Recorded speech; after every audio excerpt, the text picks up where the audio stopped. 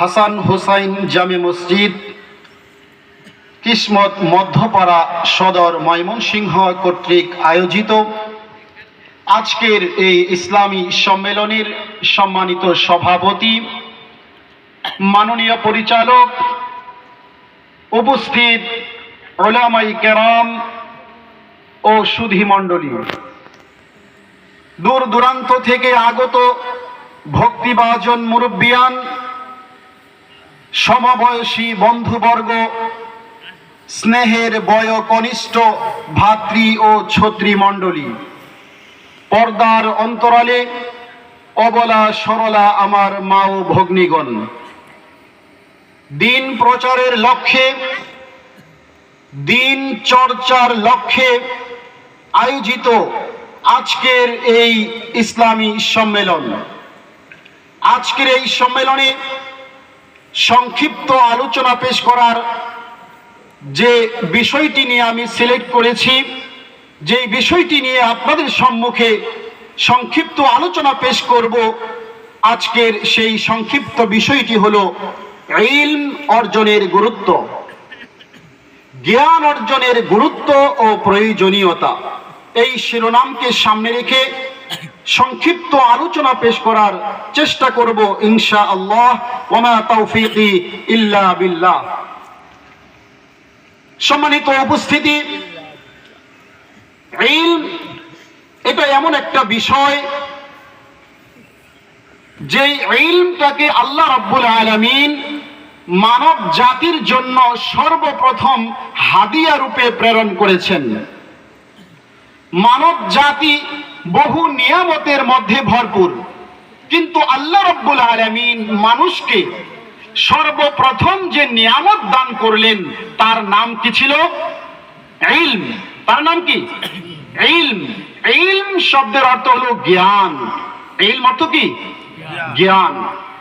আল্লাহ রাব্বুল আলামিন মানুষকে সর্বপ্রথম ইলম দান করেছেন, এটা আমার কথা নয়।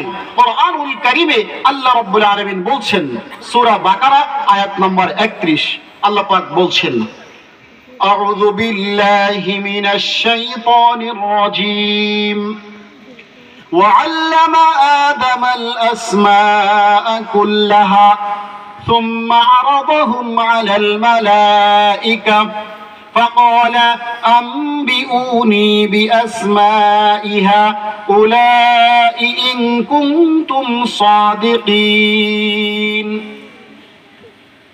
আল্লাহ রাব্বুল আলামিন এই আয়াতে বলছেন, ওয়াল্লামা আদামাল আসমাআ কুল্লাহা, আমি আদম আলাইহিস সালামকে সৃষ্টি করার পরে তাকে সর্বপ্রথম আমি ইলম, জ্ঞান দান করেছিলাম। বলুন সুবহানাল্লাহ। এই ইলম, এই জ্ঞান সর্বপ্রথম কে শিক্ষা দিলেন? আল্লাহ সুবহানাহু ওয়া তাআলা। একটু কথা বলতে হবে, তাহলে বোঝা যাবে আপনারা চেতন, নইলে ভাববো আপনারা অচেতন আছেন। সর্বপ্রথম ইলম দান করেছেন কে? আল্লাহ রাব্বুল আলামিন। আল্লাহ রাব্বুল আলামিন মানব জাতির জন্য সর্বপ্রথম শিক্ষক রূপে প্রেরিত হলেন।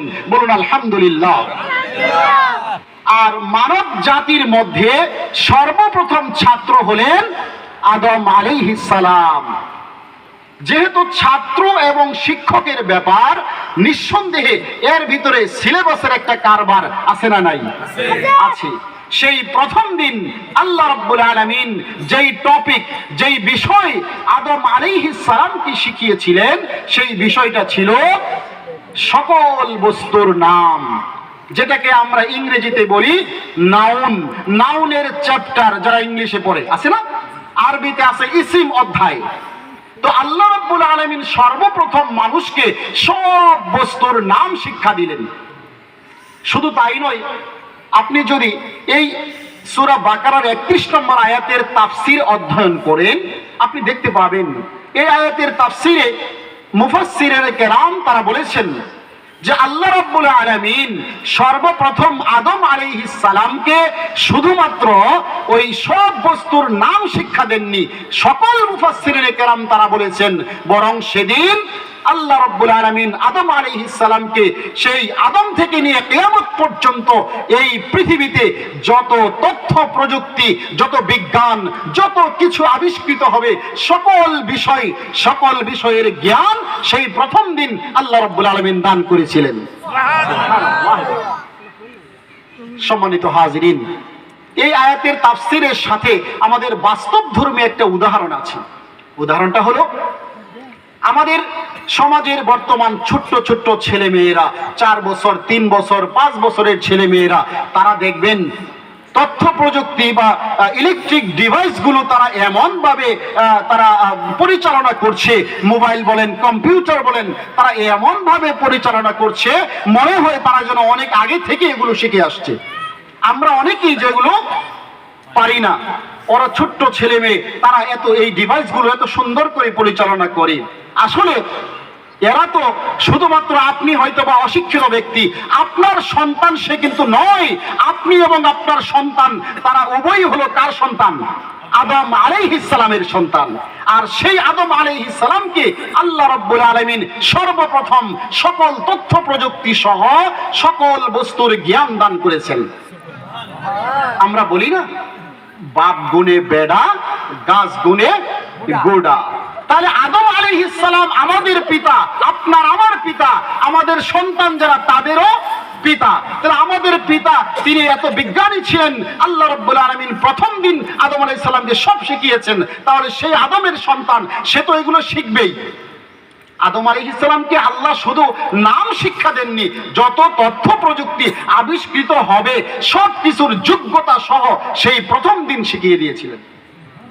সম্মানিত হাজিরিন, তাহলে জ্ঞানের মাধ্যমে জ্ঞান আল্লাহ রাব্বুল আলামিন প্রথম দিন আদম আলাইহিস সালামকে শিখিয়েছিলেন। কেন? তার কারণ হলো জ্ঞানের মাধ্যমে মানুষের সম্মান বৃদ্ধি পায়। আল্লাহ রাব্বুল আলামিন সেই প্রথম দিনে আদম আলাইহিস সালামকে ফেরেশতাদের সামনে মুখোমুখি করে ফেরেশতাদের মধ্য থেকে আদম আলাইহিস সালামকে শ্রেষ্ঠত্ব প্রমাণ করেছিলেন। ঘটনা আপনারা সকলেই জানেন। কিন্তু সেই দিন আদম আলাইহিস সালাম সকল ফেরেশতাদের মধ্য থেকে তিনি শ্রেষ্ঠ হলেন কিসের কারণে? তার চেহারা সুন্দর এই কারণে। তিনি 60 হাত লম্বা ছিলেন এই কারণে? অসম্ভব। তিনি সেই দিন সম্মানিত হয়েছিলেন শুধুমাত্র ইলম বা জ্ঞানের কারণে। তাহলে আপনার পিতা, আমার পিতা আদম আলাইহিস সালাম যেই জ্ঞানের কারণে সম্মানিত হয়েছেন, আজকে আপনি আমি যদি আমরা ইলম অর্জন করি, জ্ঞান অর্জন করি, আমরাও কি সম্মানিত হব না? নিঃসন্দেহে। আমরা সম্মান পাওয়ার জন্য কত কিছু করি, সম্মান পাওয়ার জন্য ইলেকশন করে, সম্মান পাওয়ার জন্য বড় পদ দখল করে, কত কিছুই না মানুষ করে। অথচ সম্মান পাওয়া যায় জ্ঞান অর্জন করলে। আল্লাহ রাব্বুল আলামিন কোরআনুল কারীমের আরেক আয়াতে বলছেন, আউযু বিল্লাহি মিনাশ শাইতানির রাজীম, ইয়ারফাইল্লাহু আল্লাযীনা আমানু মিনকুম ওয়াল্লাযীনা উতুল ইলমা দারাজাত ওয়াল্লাহু বিমা তা'মালুনা খাবীর। সূরা মুজাদালার এই আয়াতের মধ্যে বলছেন যে ইয়ারফাইল্লাহ, আল্লাহ রাব্বুল আলামিন বৃদ্ধি করে দেন, বাড়িয়ে দেন। ইয়ারফাইল্লাহুল্লাযীনা আমানু মিনকুম, তোমাদের মধ্যে যারা ঈমানদার, দেখতে কালো হতে পারে, দেখতে বেটে হতে পারে, সে যেরকম ধরনের হোক না কেন, যদি সেই ব্যক্তির ঈমান থাকে, আল্লাহ বললেন ইয়ারফাইল্লাহুল্লাযীনা আমানু, যদি তোমাদের মধ্যে এমন ব্যক্তি থাকে যে ব্যক্তি ঈমানদার, 1 নাম্বার কোয়ালিটি। 2 নাম্বার ওয়াল্লাযীনা উতুল ইলমা দারাজাত, আর যদি তার ভিতরে ইলম থাকে, এক হলো ঈমানদার, 2 নাম্বার হলো জ্ঞানী, জ্ঞান অর্জন করে, আর যদি ইলম অর্জন করে আর ঈমান আনয়ন করে, ঈমানদার আর জ্ঞানী, এই 2টা কোয়ালিটি থাকলে ওই ব্যক্তির মান মর্যাদাকে আল্লাহ রাব্বুল আলামিন বৃদ্ধি করে দেন। সুবহানাল্লাহ। সম্মানিত হাজিরিন, আজকে আমরা সম্মান পেতে পারি ইলম অর্জন করার মাধ্যমে। আমরা জ্ঞান অর্জন করি না। আমরা বলুন তো, আমরা কি শুনে মুসলমান নাকি পড়ে মুসলমান? বলেন তো। আমরা কি পড়ে মুসলমান? না, অধিকাংশ মানুষ তো পড়াশোনা করে না, আমরা তো শুনে শুনে মুসলমান। আমার বাবা মুসলিম তাই আমি মুসলিম, বাই বার্থ, জন্মগত মুসলিম আমরা। আমরা পড়ে কেউ মুসলমান না, আমরা জ্ঞান অর্জন করি না। ঈমান, তাওহীদ, শিরক, কোন কি বিষয়, এগুলো আমরা জ্ঞান অর্জন করি না আমরা। অথচ আপনি জানেন, যারা শুনে মুসলমান, যারা শুনে মুসলমান, তাদের অবস্থা কি হবে? একটু আলোচনায় মনোযোগ দিন। আমরা যখন মারা যাব, মারা যাওয়ার পরে আমরা কোথায় যাব বলেন তো? কবরে যাব। আল্লাহর নবী সাল্লাল্লাহু আলাইহি সাল্লাম বলছেন, আল কবরু আউয়ালু মানজিলিন মিন মানাজিলিল আখিরাহ। মানুষের সর্বপ্রথম ঘাঁটি, সর্বপ্রথম স্তর হলো কবর। আউয়ালু মানজিলিন মিন মানাজিলিল আখিরাহ। আখিরাতের যে অনেকগুলো ধাপ, মিজান, ফুলসিরাত, কিয়ামতের বিভিন্ন ধাপ আছে না, এই ধাপগুলোর মধ্যে সর্বপ্রথম ধাপ কোনটা? কবর। এই কবরে যখন আপনি যাবেন, কবরে যাওয়ার পরে আপনাকে প্রশ্ন করা হবে। কি করা হবে? প্রশ্ন। মান রব্বুক, তোমার রবকে। মান দীনুক, তোমার দিন কি। মান নবিয়ুক, নবী মুহাম্মদ সাল্লাল্লাহু আলাইহি সাল্লাম তিনি কে, তার সম্পর্কে তুমি কি জানো। যারা আফসোসের বিষয়, যারা প্রশ্নের উত্তর দিতে পারবে না, আমার আলোচনায় মনোযোগ খেয়াল করেন, যারা প্রশ্নের উত্তর দিতে পারবে না, যারা প্রশ্নের উত্তর দিতে পারবে না, তারা কি বলবে জানেন? হা হা লা আদরি সামি'তু নাসা ইয়াকুলুনা শাইআন ফাকুলতু। তারা বলবে, হায় আফসোস, হায় আফসোস, আমি তো জানি না, মানুষদেরকে কিছু একটা বলতে শুনতাম তাই বলতাম। যারা ফেল করবে এরা বলবে, সামি'তু নাসা ইয়াকুলুনা শাইআন ফাকুলতু, মানুষদেরকে কিছু একটা বলতে শুনতাম তাই বলতাম। তাহলে এখানে বোঝা যাচ্ছে, যারা শুনে মুসলমান তাদের ফেল করার সম্ভাবনা বেশি। আমরা তো শুনেই বিশ্বাস করি যে যে ওই হুজুর বলছে একটা, ওই হুজুর বলছে একটা, যেই হুজুরের ভালো লাগে তার কথাই আমরা ফলো করি। আস্তাগফিরুল্লাহ। যার কথা ভালো লাগবে তার কথাই গ্রহণ করা লাগবে? কখনো নয়। যার কথা কোরআন এবং সুন্নাহ দ্বারা মিলে যাবে, কোরআন এবং সুন্নাহ ভিত্তিক যিনি কথা বলবেন, তার কথা আমার বিরুদ্ধে হলেও, আমার শুনতে তিক্ত হলেও, সেই কথাকে আমাকে ফলো করতে হবে। তাহলে যারা ফেল করবে ওরা বলতেছে, আমরা আমরা তো মানুষদেরকে কিছু একটা বলতে শুনতাম, ওইগুলো আমরা বলতাম। তাইলে শুনে মুসলমান সে ফেল। আর যে ব্যক্তি পাশ করবে, আসলে আমরা ওই ব্যক্তি কি বলে, আল্লাহ রাসূল সাল্লাল্লাহু আলাইহি ওয়াসাল্লামের হাদিস, যিনি পাশ করবেন তাকে প্রশ্ন করা হবে চারটা। কয়টা বলুন? চারটা। যিনি ফেল করবে সে তো তিনটা দিয়ে ফেল।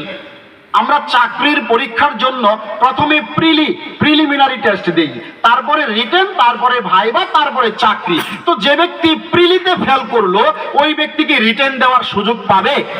ওর তো প্রশ্ন একটাই শেষ। তো ঠিক তেমনি ভাবে আল্লাহ রাব্বুল আলামিন যে ব্যক্তি তিনটা প্রশ্ন ফেল করবে ওর আর কোনো প্রশ্ন নাই। আর যে ব্যক্তি তিনটা প্রশ্নই উত্তর দিতে পারবে, পাস করবে, ওই ব্যক্তির জন্য 4 নাম্বার আরেকটা প্রশ্ন। কি প্রশ্ন? মায়ুদিরিক, তুমি যে এই যে তিনটা প্রশ্নের উত্তর দিলা, এগুলো কিভাবে জানলে, তুমি কোত্থেকে জানলে? তখন পাস করা মুমিন, পাস করা ব্যক্তি সে কি বলবে জানেন? সে বলবে, ক্বরাতু কিতাবাল্লাহ ওয়া সাদ্দাকতু আয়াতিহি ওয়া ফি বা'দির রিওয়ায়াত ওয়া সাদ্দাকতু রাসূলুল্লাহ। সে বলবে, ক্বরাতু কিতাবাল্লাহ, আমি আল্লাহর কোরআন, আল্লাহর কিতাব আমি পড়েছিলাম। সুবহানাল্লাহ, আমি আল্লাহর কিতাব পড়েছিলাম।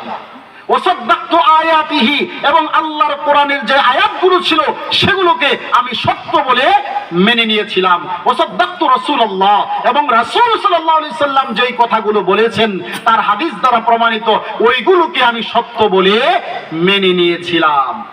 তাহলে বোঝা যাচ্ছে যে ব্যক্তি শুনে শুনে মুসলমান ওই ব্যক্তির পাশ করার সম্ভাবনা কম, কিন্তু যিনি পড়ে মুসলমান ওই ব্যক্তির পাশ করার সম্ভাবনা বেশি। তাহলে আমরা কি পড়বো না শুনবো? আমরা কি শুনতে ভালোবাসি না পড়তে ভালোবাসি? না, আমরা শুনতে ভালোবাসি, আমরা আসলে পড়তে চাই না। আফসোসের বিষয়, আল্লাহ রাব্বুল আলামিন মানব জাতির জন্য সর্বপ্রথম যেই আদেশ জারি করলেন সর্বপ্রথম যেই অর্ডার, সর্বপ্রথম যেই নির্দেশ আল্লাহ রাব্বুল আলামিন দিলেন, সেই নির্দেশটা ছিল ইকরা বিসমি রাব্বিকাল্লাযী খালাক খালাকাল ইনসানা মিন আলাক ইকরা ওয়া রাব্বুকাল আকরাম আল্লাযী আল্লামা বিল কলম। শুরুতেই ইকরা, ইকরা শব্দের অর্থ শোনো, তাই না? ইকরা শব্দের অর্থ কি? শোনো, শোনো না পড়ো। ইকরা শব্দের অর্থ হলো পড়ো। আল্লাহ বললেন পড়ো, কিন্তু আমরা বলি পড়তে ভালো লাগে না, খালি ওয়াজ শুনি, গান শুনি, কত কিছু শুনি, শুনতে আমাদের বড়ই ভালো লাগে। সম্মানিত উপস্থিতি, আমাদেরকে পড়তে হবে। উদাহরণ তো বললাম, বেশি শুনে শুনে মানবেন, ওটার মধ্যে ভুলের সম্ভাবনা, আর যদি নিজে পড়ে মানার চেষ্টা করেন ওখানে ভুলের সম্ভাবনা কম। তাই আমাদেরকে পড়তে হবে, পড়াশোনা করতে হবে। আজকে এই হাসান হুসেন জামে মসজিদ, এই মসজিদের প্রথম মাহফিল আপনারা অবগত আছেন। এই মাহফিলে ইলম চর্চার উদ্দেশ্যে মাহফিল অনুষ্ঠিত হচ্ছে, কিন্তু আমরা ইলম চর্চার উদ্দেশ্যে অনেকেই বাড়ি থেকে আসি নাই, অনেকেই এসেছি দেখে আসি প্রথম সভা কিরম আয়োজন করছে, আস্তাগফিরুল্লাহ, দেখে আসি প্রথম সভা কিরকম বক্তাগুলা নামছে, দেখে আসি চেহারাগুলা দেখি, বলুন কথা ঠিক কিনা? আস্তাগফিরুল্লাহ। অথচ আল্লাহর নবী সাল্লাল্লাহু আলাইহি সাল্লাম বলছেন ইন্নামাল আ'মালু বিন্নিয়াত ওয়া ইন্নামা লিইমরিইন মা নাওয়া ফামান কানাত হিজরাতুহু ইলা দুনিয়া ইলা আখিরিল হাদিস। আল্লাহ রাসূল সাল্লাল্লাহু আলাইহি ওয়াসাল্লামের বুখারীর হাদিস 1 নম্বর হাদিস, আল্লাহর নবী বলছেন যে আপনি আপনার নিয়ত যদি বিশুদ্ধ থাকে, নিয়তের উপর আপনার কর্মফল, আপনার নিয়ত যা করবেন কর্ম তাই হবে। আপনি যদি আজকে বাসা থেকে বের হন এই উদ্দেশ্যে যে আজকে হাসান হুসাইন জামে মসজিদে প্রথম মাহফিল হচ্ছে, আমি কিছু ইলম চর্চা করে আসি, এখানে দূর দূরান্ত থেকে উলামায়ে কেরাম আসবেন, আমি কোরআনুল কারীমের আয়াত এবং রাসূল সাল্লাল্লাহু আলাইহি সাল্লামের বিশুদ্ধ হাদিস সংবলিত কিছু কথা আমি শুনে আসি, ওগুলো আমি মানার চেষ্টা করব, তাহলে আপনার এই কাজটা হতো বহু ফজিলতপূর্ণ। দেখুন আল্লাহর নবী কি বলছেন। আল্লাহর নবী সাল্লাল্লাহু আলাইহি সাল্লাম বলছেন মান সালাকা তরিকান ইয়াতলুবু ফীহি ইলমান সালাকাল্লাহু বিহি তরিকাম মিন তুরুকিল জান্নাহ। যে ব্যক্তি আল্লাহর রাস্তায় বের হয়, জ্ঞান অর্জন করার জন্য আল্লাহর রাস্তায় বের হয়, আল্লাহ রাসূল সাল্লাল্লাহু আলাইহি ওয়াসাল্লাম বলছেন ওই ব্যক্তির জান্নাতের রাস্তাকে আল্লাহ সহজ করে দেন। সুবহানাল্লাহি ওয়া বিহামদিহি। শুধু তাই নয়, আল্লাহর ফেরেশতারা এই তালিবে ইলম, ইলম অন্বেষণকারী, জ্ঞান অন্বেষণকারী ব্যক্তির জন্য তাদের পাখনাগুলোকে তাদের সম্মানে বিছিয়ে দেন। সুবহানাল্লাহি ওয়া বিহামদিহি। তাহলে আজকের প্রোগ্রাম আপনার জন্য সফলতা বয়ে আনবে যদি আপনি বাসা থেকে শিক্ষার উদ্দেশ্যে বের হন। আর যদি বলেন যে না, মাহফিলটাও দেখে আসি, পাশে মেলা বসেছে, কিছু কেনাকাটাও করে আসি, এই নিয়তে আসলে আল্লাহর কসম একটা নেকিও আপনার অর্জন হবে না। তাই নিয়তকে পরিবর্তন করুন। এখনো যারা এখানে আছেন নিয়তকে পরিবর্তন করুন। বাকি যতক্ষণ আমি এখানে বসে থাকবো, ইলম চর্চা করব, জ্ঞান অন্বেষণ করব, সেটা মানার চেষ্টা করব। সম্মানিত হাজরিন, বলছিলাম ইলম অর্জন করলে, জ্ঞান অর্জন করলে মানুষ কি হয়? সম্মানিত হয়। জ্ঞানের মাধ্যমে আল্লাহ মানুষকে সম্মান দান করেছেন। আল্লাহ রাসূল সাল্লাল্লাহু আলাইহি ওয়াসাল্লাম তিনি বলছেন তালাবুল ইলমি ফারিদাতুন আলা কুল্লি মুসলিম। প্রত্যেকটা মানুষের উপর, হোক সে নারী হোক সে পুরুষ, প্রত্যেকটা মানুষের উপর ইলম অর্জন করা, জ্ঞান অর্জন করা ফরজ। কিন্তু এই ফরজ বিষয়কে আমরা ততটা গুরুত্ব দেই না। আমরা কোরআনুল কারীম অধ্যয়ন করি না। আপনার বাসায় কোরআন আছে না নাই? আছে, কিন্তু কোরআনুল কারীম আপনি অধ্যয়ন করার সুযোগ পান না। হয়তোবা সেই উপরে তাকের মধ্যে কোরআন রেখে দিয়েছেন, দীর্ঘদিন কোরআন টাচ না করার কারণে কোরআনের উপর ময়লার স্তূপ বসে আছে। আস্তাগফিরুল্লাহ। কাল কিয়ামতের দিন আপনি আল্লাহর দরবারে কি জবাব দেবেন?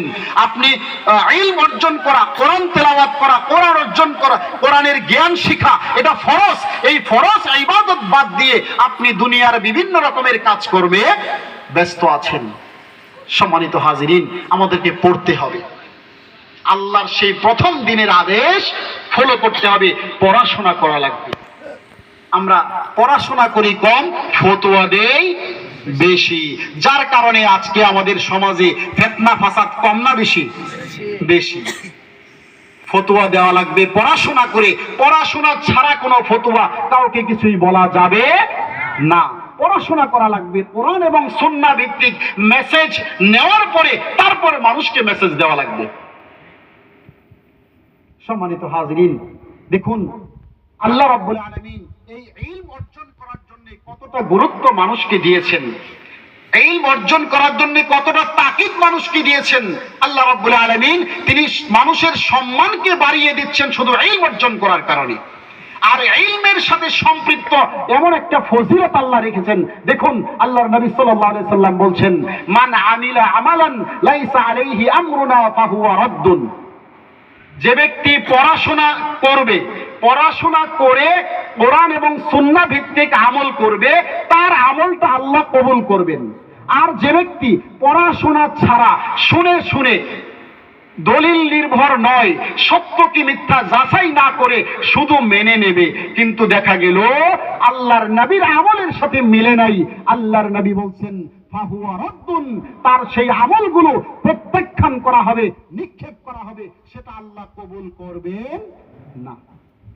তাহলে আমাদের যে আমল করুন, যেই বিষয়ে আমল করেন, আমলের আগে পড়তে হবে, আমলের আগে আপনাকে জানতে হবে। আপনি জানেন না, তাই জাহিলিয়াত বা মূর্খতার কারণে ইল্লাল্লাহ ইল্লাল্লাহ জিকির করেন, হু হু জিকির করেন, না জানার কারণে। অথচ আল্লাহর নবী সাল্লাল্লাহু আলাইহি সাল্লাম আপনার জন্য কত চমৎকার একটা হাদিস রেখেছেন।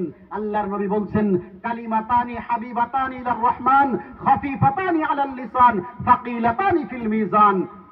তোমাদের জন্য এমন দুইটা বাক্য রয়েছে, আল্লাহর নবী বলছেন তোমাদের জন্য এমন দুইটা বাক্য রয়েছে, কালিমাতানি দুইটা বাক্য, হাবিবাতানি ইলার রহমান, রহমান বা দয়ালু আল্লাহর নিকট পছন্দনীয়, এমন দুইটা বাক্য রয়েছে, এবং কি এই দুইটা বাক্য পাঠ করা খাফিফাতানি আলাল লিসান, জিহ্বা দিয়ে বলতে সহজ, পড়তে সহজ, কিন্তু সাকিলাতানি ফিল মিজান, মিজানের পাল্লায় বহু ভারী হবে। আমলটা কি, শব্দটা কি, বাক্যটা কি? আল্লাহর নবী বলছেন সুবহানাল্লাহি ওয়া বিহামদিহি সুবহানাল্লাহিল আযীম। বাক্য কি খুব কঠিন? সুবহানাল্লাহি ওয়া বিহামদিহি সুবহানাল্লাহিল আযীম। এই বাক্যটি মিজানের পাল্লাকে ভারী করে দেবে। অথচ আপনি না জানার কারণে, পড়াশোনা না করার কারণে ইল্লাল্লাহ ইল্লাল্লাহ জিকির করছেন, ইল্লাল্লাহ ইল্লাল্লাহ আল্লাহ আল্লাহ আল্লাহ, এই ধরনের অপূর্ণ বাক্যে জিকির ইসলাম সমর্থন করে না, কোরআন এবং সুন্নাহ দ্বারা প্রমাণিত নয়। জিকির করতে হবে কি বাক্যে? পূর্ণ বাক্যে। সুবহানাল্লাহ, আলহামদুলিল্লাহ, আল্লাহু আকবার, লা ইলাহা ইল্লাল্লাহ, সুবহানাল্লাহি বিহামদিহি সুবহানাল্লাহিল আযীম। এই ধরনের জিকিরগুলো করা লাগবে। এই জন্য আপনাকে জানতে হবে, পড়তে হবে। আপনি তো পড়াশোনা করেন না। আল্লাহর নবী সাল্লাল্লাহু আলাইহি সাল্লাম বলছেন, যে ব্যক্তি কোরআনুল কারীমকে অধ্যয়ন করবে, কোরআনুল কারীমকে পড়াশোনা করবে, কোরআন অধ্যয়ন, কোরআন পড়া মানে শুধু ওই হাফেজের মতো, আমি নিজেও হাফেজ, কোরআন মুখস্থ করেছি তাই বলে শুধু ওই অন্ধ হাফেজের মতো খালি মুখস্থ করা, খালি তেলাওয়াত করা, ঢেলে তেলাওয়াত করা, এর নাম কোরআন অধ্যয়ন নয়। বরং আপনি এক আয়াত পড়ুন, এক পৃষ্ঠা পড়ুন, যতটুকুই পড়ুন, কোরআনুল কারীম অর্থ সহকারে পড়ার চেষ্টা করুন। নইলে আপনার সন্তান থাকে সৌদি আরবে, আপনার সন্তান মনে করুন ইতালিতে থাকে, সেখান থেকে বাংলা ভাষায় চিঠি লিখেছে, আপনি চিঠিটা পড়তে পারেন না, কিন্তু চিঠিটাকে চুমা খেয়ে পকেটে রেখে দেন। আমার বাপজান চিঠি লিখছে গো, অনেক দিন পরে, চিঠিটা সম্মান করে বুকের পকেটে রেখে দেন। কিন্তু আপনার সন্তান আপনাকে কি মেসেজ দিয়েছে, কি তথ্য দিয়েছে, আপনি সেটা জানার কোনোদিন চেষ্টা করলেন না। তাহলে এই চিঠি লেখার কোনো মানে হয়? আপনার সন্তান হয়তো বলেছে যে মা, আমি বহু বিপদে আছি, কিছু টাকা পাঠাও, তাই আমি চলে আসব, আমি বিরাট বিপদে, আর 1 মাস এখানে থাকলে আমি হয়তো মারাই যাব। আপনি কি করলেন? ছেলের চিঠিটা বুকের পকেটে রাখলেন, চুমো খাইলেন, খুব সম্মান করলেন। কথা কি বুঝতে পারলেন? আমরা কোরআনুল কারীমকে পড়ি না, চুমা খাই, সুন্দর করে রেখে দেই, ভালো দামি কভার কিনি, সুন্দর রেহাল কিনে রেখে দেই। আফসোসের বিষয়, আল্লাহ রাব্বুল আলামিন কোরআন পাঠালেন আপনাকে পড়ার জন্য, কোরআন থেকে তথ্য নিয়ে বাস্তব জীবন পরিচালনা করার জন্য। আর আপনি কোরআনকে শুধু অধ্যয়ন করছেন দেখে দেখে, শুধু একটু মুখস্থ করে রেখে দিচ্ছেন, একটু দেখে দেখে পড়ে রেখে দিচ্ছেন। হ্যাঁ, তেলাওয়াত করলে সওয়াব হবে, এতে কোনো সন্দেহ নেই। মান ক্বারা হারফাম মিন কিতাবিল্লাহ ফালাহু আশরু হাসানাত। কোরআন এটা বরকতপূর্ণ একটা কিতাব, যেই কোরআন দেখে দেখে পড়লেও প্রতি অক্ষরে আল্লাহ রাব্বুল আলামিন 10টা করে নেকি দান করেন। সুবহানাল্লাহ। সেটা তো আছেই, কিন্তু কোরআন কি এই দেখে দেখে পড়লে যে নেকি অর্জন, এই উদ্দেশ্যেই কি কোরআন নাজিল হয়েছে? কখনো নয়। কোরআন নাজিল করা হয়েছে বুঝার জন্য। এটা বুঝে আপনার অন্তরের অন্ধকার দূরীভূত করে অন্তরে আলো নিয়ে আসবেন, এর জন্যই কোরআন আল্লাহ নাজিল করেছেন। সম্মানিত হাজিরিন, আমরা কোরআনুল কারীম অর্থ সহকারী পড়ার চেষ্টা করব। যদি আমরা কোরআন বুঝি, কোরআন ভালোভাবে অধ্যয়ন করি, তাহলে কি লাভ? আল্লাহর নবী সাল্লাল্লাহু আলাইহি সাল্লাম বলছেন, ইন্না হাযাল কোরআন শাফিউন মুশাফফা।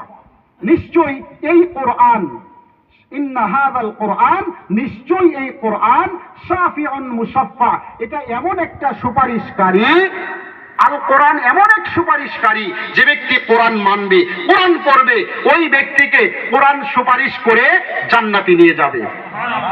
ওমা আহলুন মুসাদ্দাক। আর আল কোরআন এটা এমন এক বিবাদী, আল কোরআন যার বিরুদ্ধে মামলা করবে তার ধ্বংস অনিবার্য, তার ধ্বংস অনিবার্য। পরক্ষণেই আল্লাহ রাসূল সাল্লাল্লাহু আলাইহি ওয়াসাল্লাম তিনি বলছেন, মান জাআলাহু আমামাহু কাদাহু ইলাল জান্নাহ। কিন্তু যে ব্যক্তি কোরআনকে তার সামনে আইডল বানাবে, কোরআনকে অনুসরণ করবে, কোরআনকেই তার পীর বানাবে, কোরআনকেই তার আদর্শ ফলোয়ার বানাবে, কোরআনুল কারীম অধ্যয়ন করবে, কোরআনের অনুযায়ী তার পরিবার পরিচালনা করবে, কোরআনকেই তার জীবনের একমাত্র মানদণ্ড করে নেবে, আল্লাহর নবী সাল্লাল্লাহু আলাইহি সাল্লাম বললেন, কাদাহু ইলাল জান্নাহ। আল্লাহর এই কোরআন তাকে জান্নাতে নিয়েই ছাড়বে। সুবহানাল্লাহ। জান্নাতে নিয়েই ছাড়বে আল কোরআন, যদি আপনি কোরআনের সংস্পর্শে থাকেন, কোরআনের ছাত্র হন, কোরআন পড়াশোনা করেন, কোরআন যে পড়ে তাকে হেল্প করেন, কোরআনের যেখানে পড়াশোনা করা হয় সেখানে আপনি হেল্প করেন, সাহায্য সহযোগিতা করেন। সম্মানিত হাজিরিন, পরিশেষে বলতে চাই, আমরা পড়াশোনা ছেড়ে দিয়েছি, আমাদেরকে পড়তে হবে, জানতে হবে। তালাবুল ইলমি ফারিদাতুন আলা কুল্লি মুসলিম, যে প্রত্যেকটা মানুষের জন্য জ্ঞান অর্জন করা ফরজ। আপনি মুসলিম, আপনার উপর সালাত আদায় করা ফরজ, সালাত সম্পর্কে জ্ঞান অর্জন করাও ফরজ। আপনার উপর হজের জ্ঞান ফরজ নয়। যখন আপনি সামর্থ্যবান হবেন হজ করার, তখন হজ সম্পর্কে জ্ঞান অর্জন করা ফরজ। আপনার যাকাত আপনার উপর ফরজ নয়। যখন আপনি যাকাত দেওয়ার মালিক হবেন, তখন আপনার উপর যাকাতের জ্ঞান অর্জন ফরজ। তাহলে আমাদের প্রত্যেককে ঈমান, তাওহীদ, রিসালাত এগুলো সম্পর্কে জ্ঞান অর্জন করতে হবে, পড়াশোনা করতে হবে।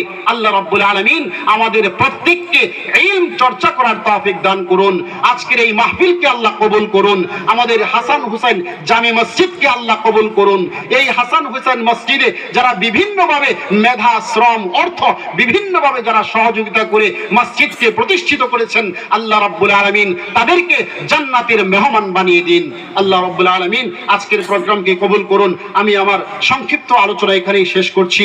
আল্লাহ রাব্বুল আলামিন আমাদের সকলকে যেটুকু আলোচনা করলাম, এই আলোচনার অংশটুকু আমরা যেন মানতে পারি, আলোচনার যে কল্যাণকর বিষয় সেগুলো যেন আমরা বাস্তব জীবনে অনুসরণ করতে পারি, আল্লাহ সেই তৌফিক দান করুন। আল্লাহুম্মা আমিন। ওয়াসসালামু আলাইকুম ওয়া রাহমাতুল্লাহি ওয়া বারাকাতুহু।